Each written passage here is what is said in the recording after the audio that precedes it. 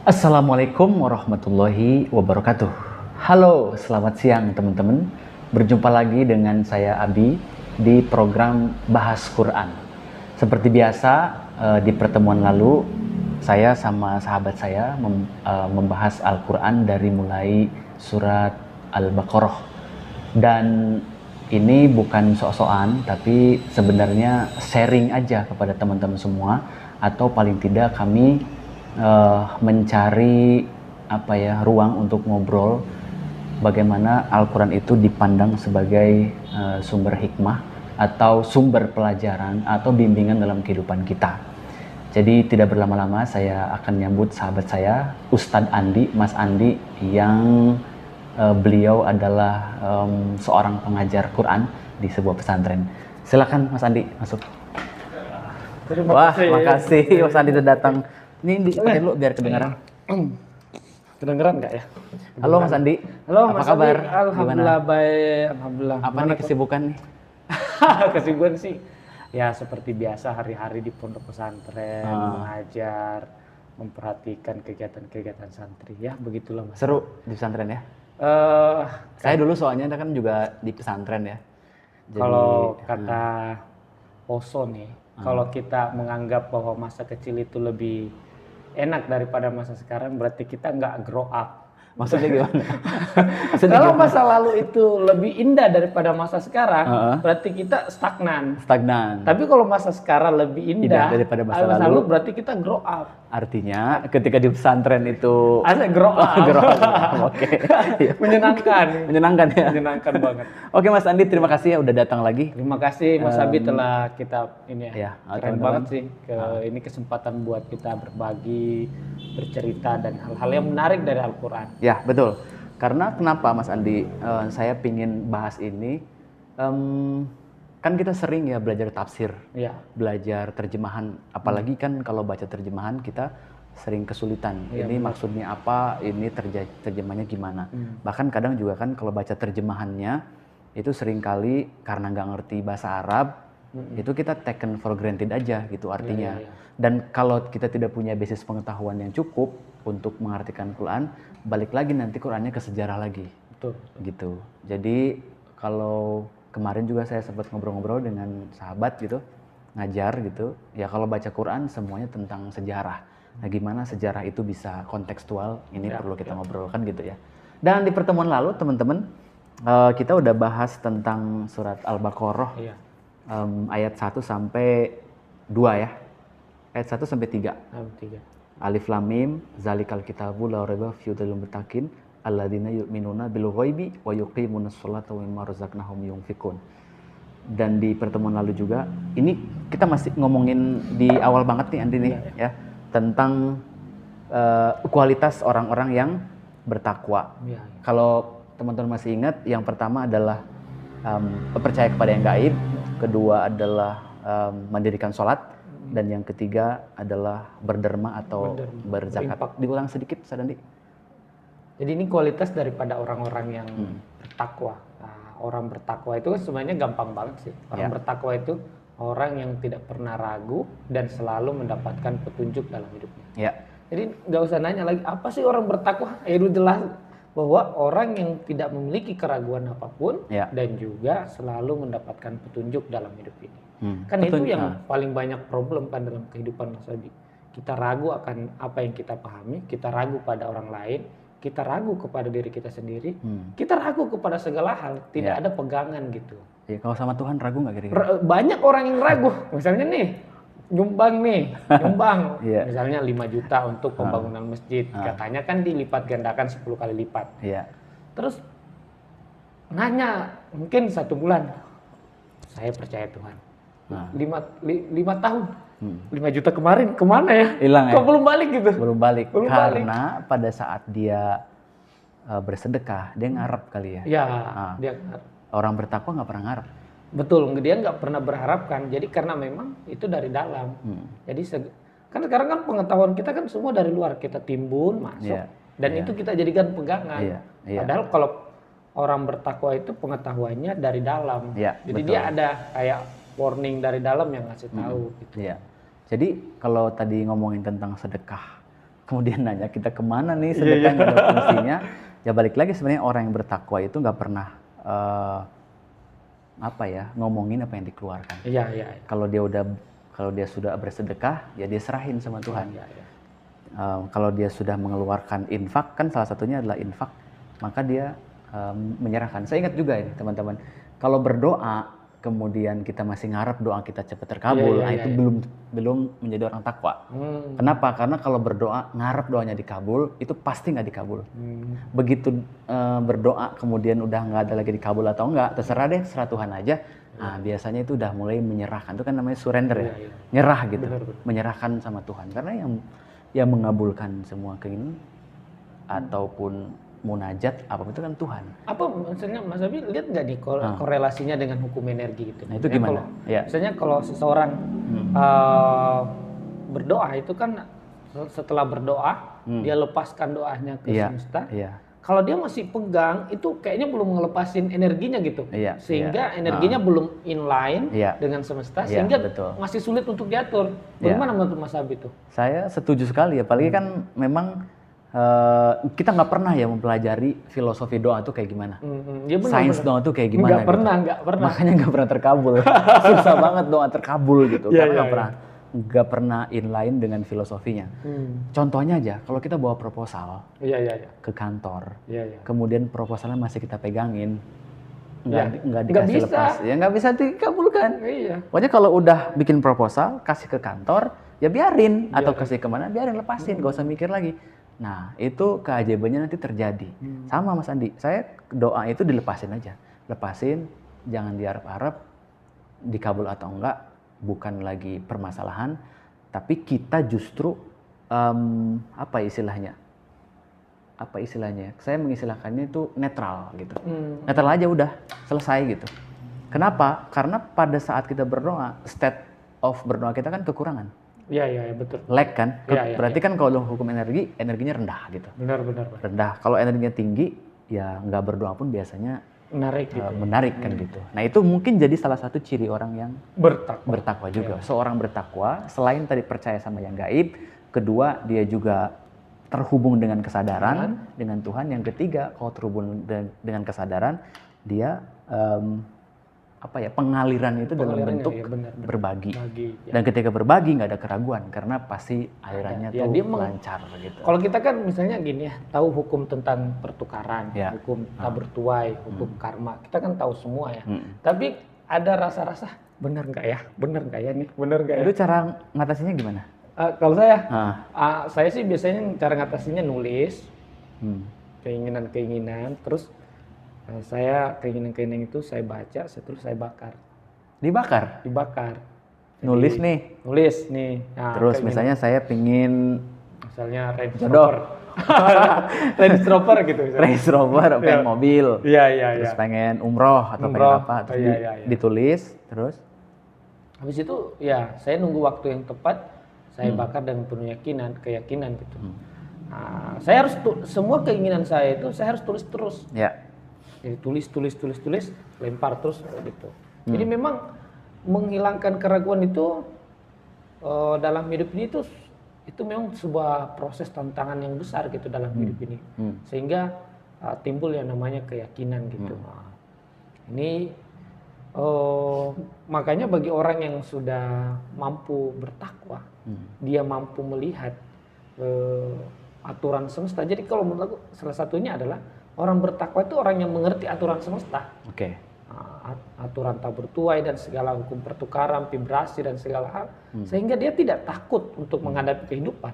Karena dia mengerti benar, ini cara ngatur dunia itu begini. Pengaturannya, kalkulasinya ada, dia mengerti. Gitu. Tapi filosofi dibakar tuh kenapa ya? Maksudnya kok dibakar? Sebagian orang tuh energinya dia lepas gitu. Energinya ada pelepasan dengan semesta. Bagi saya ada penyesuaian dengan semesta. Jadi energi yang saya lepas itu energinya nggak saya simpan. Kan energi nih, saya nulis nih, nulis. Habis itu agar energinya lepas dari saya, dia disesuaikan, diatur dengan semesta, saya harus bakar. Nah, itu di mana-mana ya, misalnya kalau di lepasan berarti ya? Ya di tradisi Chinese itu ada tradisi bakar uang. Tradisi bakar uang. Iya, pernah. Modal itu dibakar, ini bakar uang. Enggak, kalau ini benar bakar uang. Waktu itu saya punya temen saya kebetulan punya temen Chinese. Dia bawa duit nih segepok. Terus bawa kayu, terus ada ember besi. Jadi saya begini bakar segepok uang ratusan sayang ribu. Dong. Sayang kalau dibakar. Karena mereka percaya gue bakar ini akan melahirkan lebih banyak lagi, dan itu tapi pada waktu-waktu tertentu, nggak sembarang waktu. Saya juga kaget juga. Ya apakah berhasil? I don't know ya, tapi sampai actually sekarang aku lihat dia orang kaya emang. Dia bakar duit. Iya, gitu. Kalau di Indonesia nanti kena pidana itu kalau bakar uang. Oh, bisa ya? Kan uang nggak boleh dibakar kan? Maksudnya kalau dibakar kan berarti menghilangkan elemen penting dalam pertukaran ekonomi gitu kan. Gitu loh. Jadi yang dibakar adalah justru tulisan tadi. Saya setuju. Saya juga ingin mengomentari kenapa dibakar. Karena ketika dibakar juga melepaskan, nggak diinget-inget. Oh iya. Iya kan? Nggak diinget-inget. Teman-teman mungkin pernah kali ya, kalau sesuatu itu udah nggak diinget-inget, itu kejadian gitu. Oh iya. Nggak diinget-inget, tiba-tiba kejadian. Betul. Nah itu. Ya, tapi kalau masih diinget-inget, biasanya nggak kejadian. Kenapa nggak kejadian? Karena masih ngarep. Baik lagi tuh, ngarep. Kalau ngarep, ya udah berarti state of being-nya itu kekurangan. Ketika kekurangan nggak lengkap gitu loh. So apapun itu dibakar, dilepasin sehingga kita jadi lebih. Karena kalau sekarang itu Mas nulis mimpi, nulis keinginan itu kan ditulis, dipegangin terus, ditaruh di mana, cek lagi tuh, gitu ya. Itu jelas tuh orang yang bertakwa sebetulnya. Jadi orang yang bertakwa lagi-lagi nih cuma sabarin dikit ya. Iya. Itu nggak ada keraguan karena dapat petunjuk, inspirasi, lalu dia terhubung dengan Tuhan, percaya sama yang tidak kelihatan, yaitu pikiran. Salah satunya adalah dia nggak kasat mata, tapi ngaruh banget. Yang ketiga adalah berbagi atau dia menafkahkan. Boleh saya teruskan ya? Iya. Boleh nggak terusin nih? Lanjut lagi. Bismillahirrahmanirrahim. Ini ciri yang berikutnya. Wallazina yu'minuna bima unzila ilaika wa ma unzila min qablik wa bil akhirati hum yuqinun. Artinya adalah who believe in the unseen, yang itu sudah, who believe in what has been revealed to you. Jadi orang bertakwa itu adalah dia orang yang percaya kepada apa yang sudah diturunkan kepadamu, wa ma unzila ilaika min qablik, dan apapun yang diturunkan sebelum kamu. Kemudian dia percaya juga kepada hari akhirat. Dia punya keyakinan. So, dia percaya sama apa yang sudah diturunkan kepadanya. Kedua, dia percaya pada yang sudah diturunkan sebelum dia. Yang ketiga adalah dia percaya pada hari akhirat. Silakan. Jadi orang ciri bertakwa itu adalah orang yang percaya kepada apa yang diturunkan kepada Nabi Muhammad. Di sini itu kepada, soalnya di sini nggak ada kata-kata Nabi Muhammad sebenarnya. Kak di sini ilaika itu berarti kan apa yang diturunkan kepadamu. Walladzina yu'minuna bima unzila ilaika, kepadamu. Iya benar. Kepadamu. Iya kalau kepadamu. Jadi itu. Ya tentu apa yang pengalaman kita langsung, yaitu itu menjadi sebuah kepercayaan kepada kita. Contoh.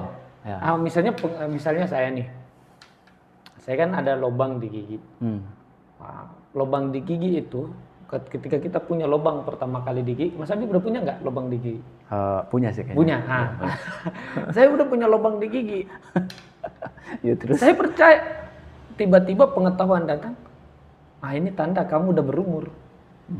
Itu pengetahuan bahwa bahwa hidup ini punya masa. Oke. Dan saya percaya pengetahuan itu bahwa hidup ini punya masa. Dan saya percaya juga bahwa dan apa yang diturunkan kepada orang yang sebelum engkau itu juga sama pengetahuan itu. Nggak ada keraguan. Jadi ini menunjukkan bahwa seluruh pengetahuan manusia itu sama. Bukan cuman kamu yang mengalami. Semua manusia mengalami. Jadi kalau ada orang curhat ke kita nih, wah saya menderita begini, tahu karena semua manusia mengalami sama. Kayaknya nggak ada manusia di dunia ini yang nggak pernah sedih, Mas Abi. Nggak ada manusia di dunia ini nggak pernah menderita. Semua punya penderitaan, cuman berbeda-beda. Ada yang menderita karena keuangan, ada yang menderita karena pasangan, ada yang menderita karena belum punya pasangan, atau menderita karena pengen punya pasangan lagi yang kedua kali. Menderita belum punya pasangan, iya. Begitu udah punya pasangan, menderita lagi. Ada juga yang gitu, ada juga yang begitu. Artinya bahwa apapun yang diturunkan kepadamu itu menjadi pengetahuan bagimu, dan bagaimana kamu mengkonfirmasi pengetahuan itu, kamu lihat orang lain juga merasakan yang sama enggak? Itu berarti pengetahuan kita tentang kehidupan ini terkonfirmasi. Jadi bukan kepadamu saja, tapi kepada orang lain juga. Jadi ini bukan kitab dong ya? Karena kalau tafsir-tafsir sebelumnya kan sebenarnya kan apa yang diturunkan kepadamu itu kan konteksnya Nabi Muhammad, berarti nerima wahyu. Kemudian apa yang diturunkan sebelum kamu, berarti nabi-nabi sebelumnya nerima kitab juga. Seorang bertakwa misalnya nerima kitab Quran, kemudian yang orang Islam nerima kitab Quran, yang sebelum nerima kitab yang lain, itu yang sebelumnya. Penafsiran seperti itu kan very famous ya, populer di kalangan Muslim. Dan kemudian penerjemahan berikutnya adalah berarti kita percaya dengan isi yang Al-Quran, kemudian percaya dengan isi-isi yang kitab-kitab sebelumnya, ya kan? Tapi saya juga punya opini yang lain kan gitu, kayak tadi Ustaz Andi bilang, kata-kata diturunkan berarti kan diturunkan itu kan ya dikasih. Iya dikasih, diberi, bukan belajar ya, dikasih, diberi, diinspirasikan, atau ditransmisikan gitu kepada orang yang bertakwa ini kan. Betul. Nah, Bob, bisa nggak kita mengartikan bahwa malaikat Jibril itu tugasnya belum selesai? Oh iya. Iya nggak sih? Iya kan? Belum selesai, nurunin wahyu. Kalau sekarang karena wahyu udah tidak disematkan dalam arti itu disebut dengan ilham atau inspirasi. Jadi malaikat Jibril masih bekerja, nurunin ilham. Iya benar. Itu kan every time. Iya nggak sih?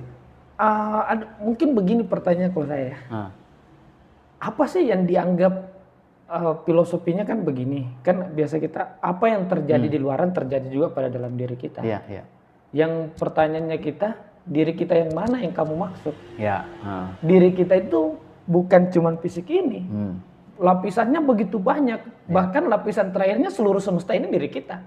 Maka yang terjadi di luar sono itu terjadi di sini. Jadi makanya kalau bilang ada orang suci Saint Rumi dan seluruh para sufi lain mengatakan bahwa jangan engkau menyangka bahwa dirimu adalah sesuatu yang kecil. Sedangkan terkandung dalam dirimu itu sesuatu yang sangat besar. Itu maksudnya bahwa yang dimaksud itu adalah diri ini dan beserta seluruh diri kita, yang Mas Sony sudah bahas ya, bahwa ada aku satu, aku dua ini dan seterusnya. Ada aku satu adalah ruh, aku satu adalah Tuhan. Aku satu adalah sang sumber. Aku dua adalah ruh. Aku tiga adalah jiwa. Aku empat adalah tubuh. Berarti yang diturunkan nih aku dua. Ya. Bisa nggak kita menerjemahkan yang diturunkan kepadamu itu adalah aku dua. Aku dua itu ruh. Jadi ruh dikasih ke sini. Ruh dikasih. Lu percaya nggak dengan apa yang di dalam ruh yang ruh itu katakan? Itu. Atau inspirasikan atau ngomong gitu. Hati nurani bicara. Selama ini kita sering mendengarkan suara yang datang dari aku tiga. Jiwa, ego. Apalagi? Memori, perasaan, trauma. Di situ semua aku yang sebenarnya yang kita anggap aku itu adalah gabungan aku 4 dan aku 3. Yang banyak orang yang menganggapnya seperti itu. Belum ke aku dua. Belum ke aku dua. Belum aku dua. Aku dua kan perlu latihan spiritual untuk standing as that gitu, berposisi sebagai itu. Artinya orang yang bertakwa dia mengenal aku dua. Ya, dia berada di aku dua sih. Berarti di aku dua. Di aku dua. Betul. Jadi dia tidak terdikte sama aku tiga, yaitu jiwa ataupun memori dan perasaan. Makanya dia percaya. Dengan apa yang dibisikkan atau diinspirasikan kepada dia lewat aku dua itu. Dari aku satu ke aku dua kan? Benar nggak? Benar. Dan ternyata orang-orang sebelum kita juga dapat aku dua. Iya benar. Aku dua sama semua. Sama semua hampir ya. Aku dua itu sama semua. Ini sebenarnya struktur yang mudah dipahami ya. Iya. Mudah dipahami. Jadi teman-teman kalau nonton Tiga fakir. Yang ya nonton Tiga Fakir dan videonya Mas Sony juga ya. Ya aku satu itu ada di sini juga, aku dua sini juga, aku tiga sini juga, semua. aku di semua. Iya. Kan gitu. So coba cari balik lagi sini. Dan mereka percaya pada apa yang diturunkan kepadamu, dan apa yang sebelum kamu juga. Oke, level pertama kita menerjemahkannya adalah yaitu kitab-kitab. Level keduanya adalah inspirasi yang datang atau apa yang diturunkan Tuhan, ilham segala macam. Level ketiganya adalah aku dua, iya kan? Benar-benar. Wa nafakhtu min ruhin. Aku hembuskan, berarti Allah turunkan kepadamu. Aku dua itu. Itu aku dua kan? Benar, aku dua. Lu percaya nggak gitu? Dengan jati diri. Percaya nggak dengan true self itu yang ada? Sepanjang kita belum menemukan true self, ya nggak akan bisa percaya. Artinya belum sampai ke belum bisa. Iya nggak? Ketika orang udah nyampe di aku dua, maka tadi misalnya yukimuna sholat dan berimpak itu, yunfikun, semua effortless. Ya karena dia ngerti banget. Dia berada di, misalnya kalau Mas Abi berada di sebuah gedung tinggi, maka Mas Abi akan bisa melihat semua kejadian yang ada di bawah. Aku dua kan di atas. Ya, dia ngerti banget kehidupan ini. Betul. Karena dia udah di standing di sini nih. Dia ngeliat, oh ya udah.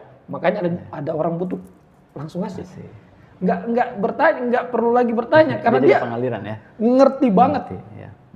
Itu pengetahuan yang sangat tinggi. Good. Tekniknya itu ya banyak meditasi. Nanti kita sholat juga maksudnya. Betul. Terus wabil akhirati hum yuqinun. Mereka meyakini akan adanya hari akhir. Apa meyakini adanya hari akhir artinya meyakini bahwa adanya suatu hari yang lain. Hari akhir itu kan artinya hari di mana setelah fisik ini sudah tidak ada. Hari di mana sudah fisik ini tidak lagi berfungsi. Menempati suatu tempat yang lain atau berada bukan lagi pada dimensi fisik ini. Mereka sangat yakin tentang itu. Karena bagi dia kembali tadi bahwa mereka berada di aku dua sehingga sudut pandangnya mereka sudah sangat jauh melihat kehidupan gitu. Apakah area ini kan kalau kita baca pendapat kita atau misalnya berdasarkan pengalaman kita di waktu kecil, hari akhir seringkali diterjemahkan kita percaya pada hari akhirat. Hari akhirat kan terjemahnya begitu. Jadi orang bertakwa itu satu dia percaya yang berikutnya adalah dia percaya sama hari akhirat. Nah, pertanyaannya adalah tadi sudah dijelaskan, akhirat tuh maknanya apakah kehidupan setelah ini? Atau akhir tuh maknanya the other world. The other kan? Yang lain kan? Yang lain itu apa? Atau bisa juga bahwa orang ini percaya sekali bahwa drama kehidupan yang ada di aku 3 dan aku 4 itu akan berakhir. Itu good point ya. Maksudnya bahwa siklus itu pasti berakhir dan ada akhirnya. Karena dia punya permulaan, maka harus dia memiliki akhir. Nah, kalau aku 2 tidak punya siklus karena langsung dari yang aku 1 wa nafahtu fihi min ruhi. Kalau yang lain wa khalaqtul insa wal jinna wa ma khalaqtul insa wal jinna illa liya'budun. Itu artinya penciptaan yang punya proses. Ketika suatu punya proses, maka dia harus punya akhir. Sedangkan aku 2 tidak punya proses, langsung tiupan dari aku 1 ke aku 2. Good point sih itu. Jadi drama kehidupan itu ada akhirnya. Kemudian orang yang bertakwa dia tidak terjebak dalam drama hidup. Benar Bang. Enggak. Mungkin dia masuk tapi tidak terjebak. Tidak terjebak dalam drama hidup. Kalau kita kan masuk dan memainkan dan terjebak pada permainannya. Dan sedih. Dan menderita. Dan jengkel dan kecewa gitu. Sebenarnya menderita dan semua itu boleh-boleh aja. Boleh-boleh aja nggak masalah. Asal mengerti bahwa ini ada akhirnya. Segala sesuatu kan akan punya akhir kecuali hukum itu sendiri. Hukum bahwa segala sesuatu akan berakhir, itu doang yang nggak berakhir. Agak filosofis tuh ya. Semuanya mengalami perubahan kecuali perubahan itu sendiri. Iya. Jadi kalau kita belajar menjadi orang yang bertakwa berdasarkan ayat ini, ya memang orang yang bertakwa percaya akan adanya hari akhirat. Tapi kan itu nanti. Nanti itu kan bukan sekarang. Bahkan ada juga yang mengatakan hari akhirat itu adalah hari yang lain daripada yang sekarang, waktu yang lain. Contoh ya, kalau misalnya hari ini adalah hari dunia, yang dimaksud dengan lawannya akhirat, ya besok tuh udah akhirat, karena kita nggak tahu kan. Dengan kata lain, yang terjadi besok itu di luar pengetahuannya, tapi dia itu ada, dipercayai, ya kan, sebagai konsekuensi.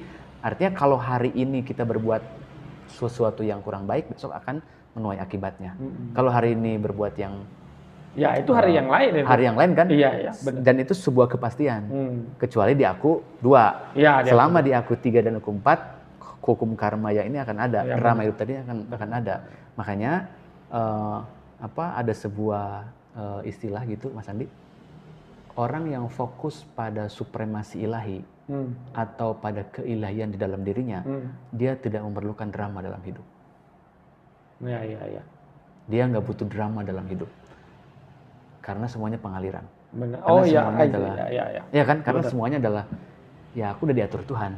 Jadi kalau benar-benar banget. Gimana tuh? Ya, setuju banget sih. Jadi kalau orang sudah berada di aku 2, dia tinggal hanya memerankan peran untuk menyeimbangkan semesta, seperti Basudewa Krishna, Mahapira dan seluruh manusia suci, Yesus dan Muhammad juga.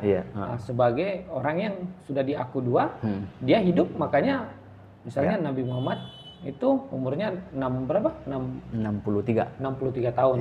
Cukup umur yang pendek.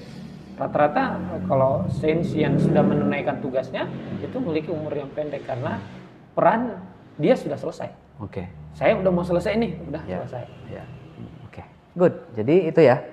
Kita lanjut ya. Ulaika ala hudam mir rabbihim wa ulaika humul muflihun. Yaitu mereka adalah orang-orang yang mendapatkan petunjuk dari Tuhannya. Mereka itulah orang-orang yang beruntung. Gimana tuh? Mereka itu adalah orang-orang ala hudan. It is they who are truly guided by their Lord. Mereka dibimbing oleh Tuhan. And it is they who will be successful. Sukses ya. Maksudnya adalah mereka orang-orang yang mendapatkan kemudahan atau beruntung. Itu gimana? Keberuntungan. Jadi ada yang menarik sih, kata falah itu. Falah, muflihun ya. Muflihun. Sebenarnya ini artinya bagusnya, karena falah itu artinya secara bahasa artinya petani. Artinya orang yang bertani. Nah, maksudnya apa? Orang yang bisa dapat ini itu harus ada usaha. Beda tuh orang yang falah, artinya orang-orang yang melakukan sebuah usaha untuk mencapai state ini. Orang yang melakukan usaha untuk sampai saat ini. Berarti state daripada mutakin itu adalah orang-orang yang punya usaha. Usaha untuk mencapai itu.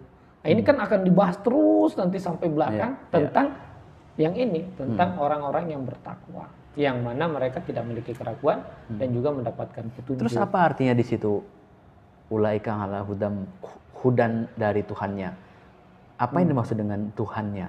Karena kenapa enggak kata-katanya ala hudam minallah, mereka dapat petunjuk dari Allah?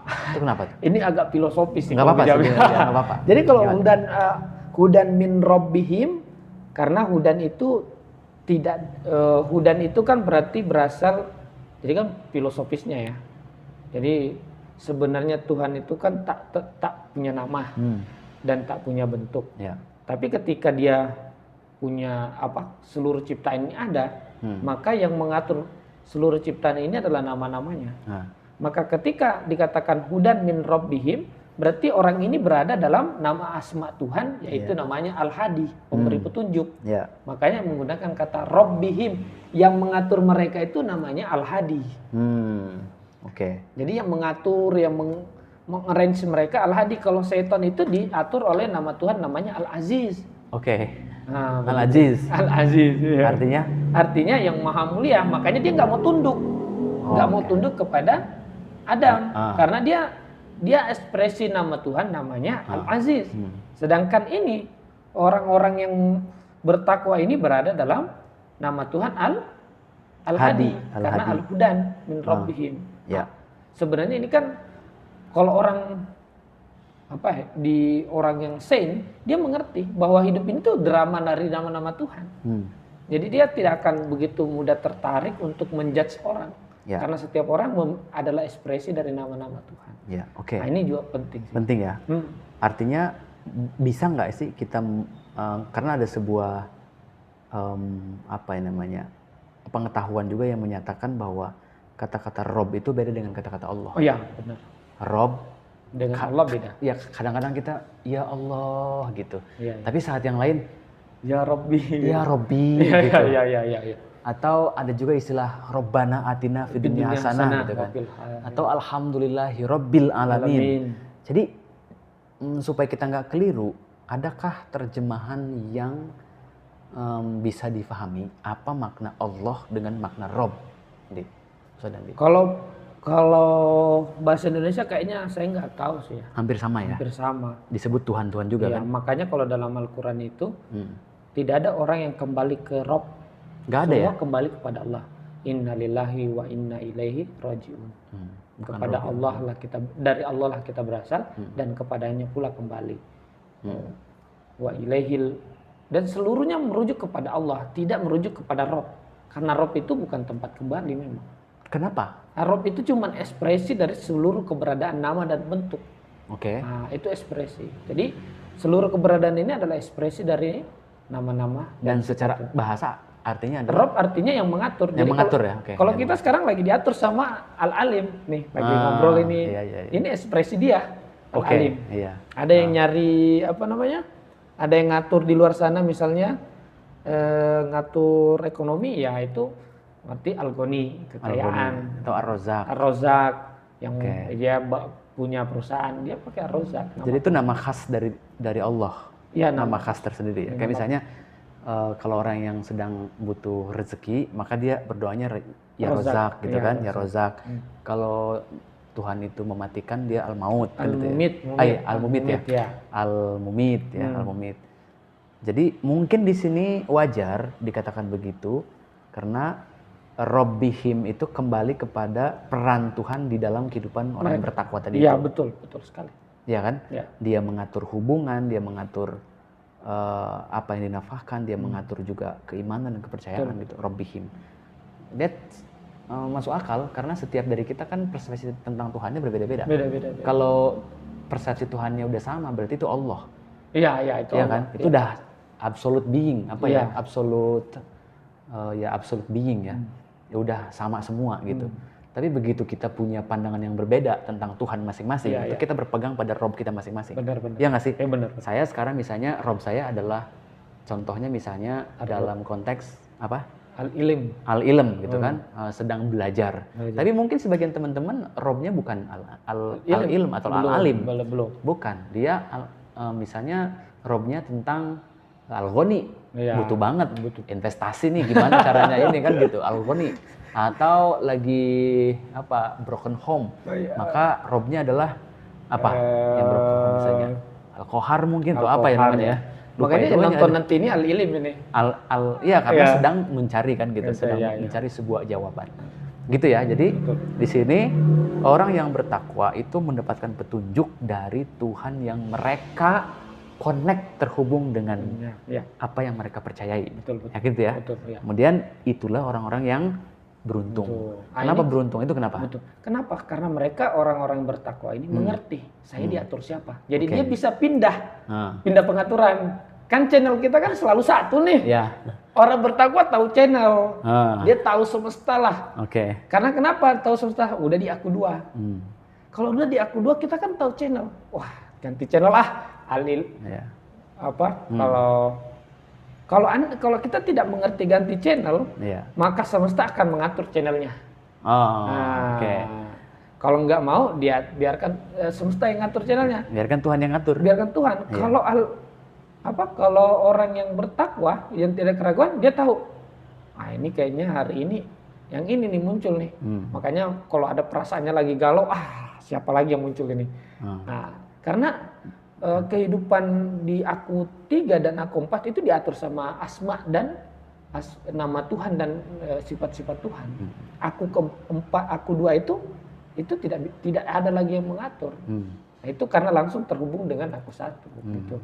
Oke, So, jadi beruntung di sini berarti lebih kepada, balik lagi ini terhubung dengan yang tidak ada keraguan. Iya, tidak ada keraguan. Jadi Semua satu kesatuan. Boleh disimpulkan gimana Mas Andi orang yang bertakwa itu? Ya, kesimpulannya orang bertakwa bertakwa itu adalah satu, orang yang benar-benar mengerti bahwa hidup ini adalah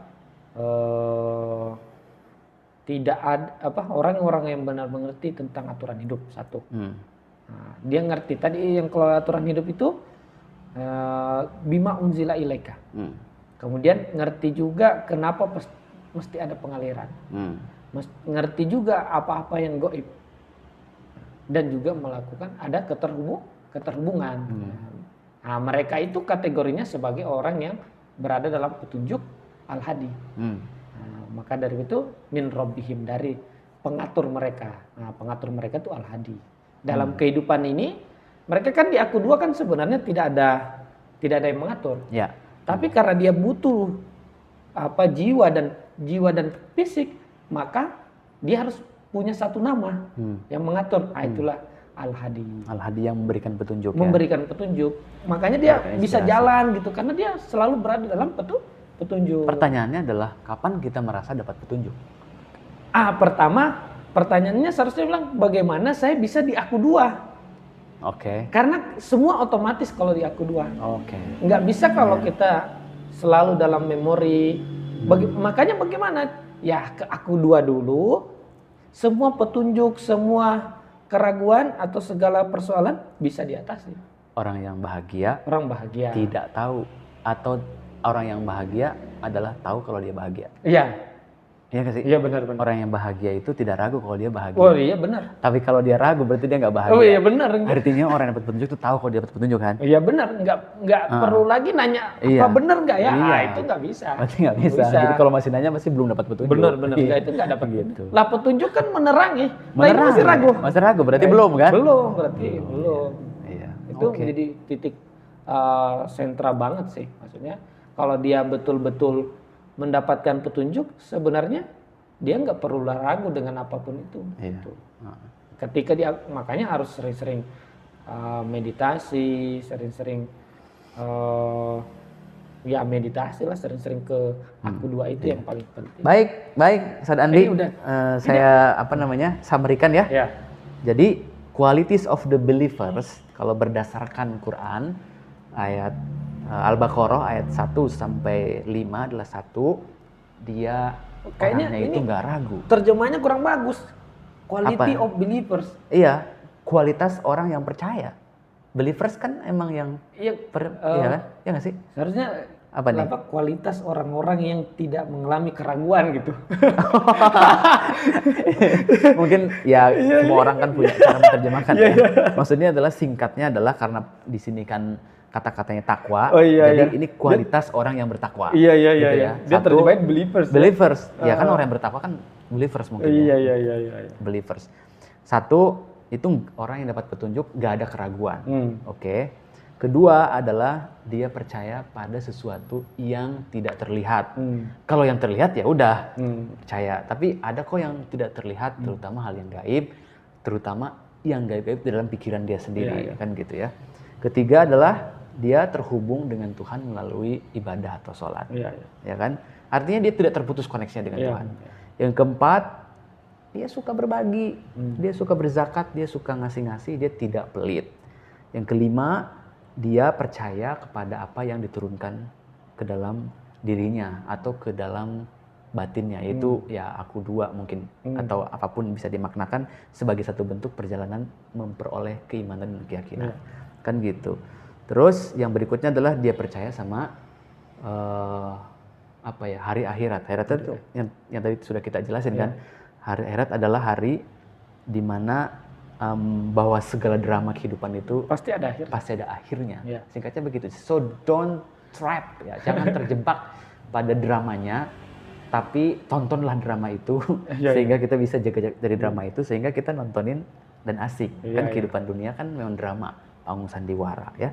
Dan itulah orang-orang yang dianggap mendapatkan petunjuk sehingga dia jadi orang yang beruntung. Satu kata atau satu sebelum ditutup pesannya? Ya ini pesannya. sangat penting untuk bagaimana merenungkan 5 ayat daripada 5 ayat. surah Al-Baqarah ini. Karena ini adalah intisari sebenarnya yang sebenarnya ini petunjuk banget karena pertama-tama ayat Al-Quran dimulai setelah Al-Fatihah adalah bagaimana membimbing manusia. Ya, bimbingan ini ya. Bimbingan ini tidak bisa hanya sekali baca, tapi terus untuk dibaca, direnungi, dipahami, dialami dan seterusnya. Ini ukuran ya, ukuran guidance buat orang-orang yang mau mengalami kualitas ketakwaan dalam hidupnya. Baik, terima kasih. Terima kasih Ustaz Dandi. Gitu aja teman-teman semua. Nanti kita lanjutkan berikutnya di kualitas orang-orang kafir ya, kalau nggak salah. Sekian dari kami, saya Abi. Saya Mas Andi. Mohon maaf bila ada kekurangan dan kesalahan dalam penjelasan. Kami semua hanyalah sharing. Kalau ada manfaatnya silakan ambil, kalau enggak buang aja. Terima kasih banyak. Assalamualaikum warahmatullahi wabarakatuh. Thank you. Thank you Mas Andi.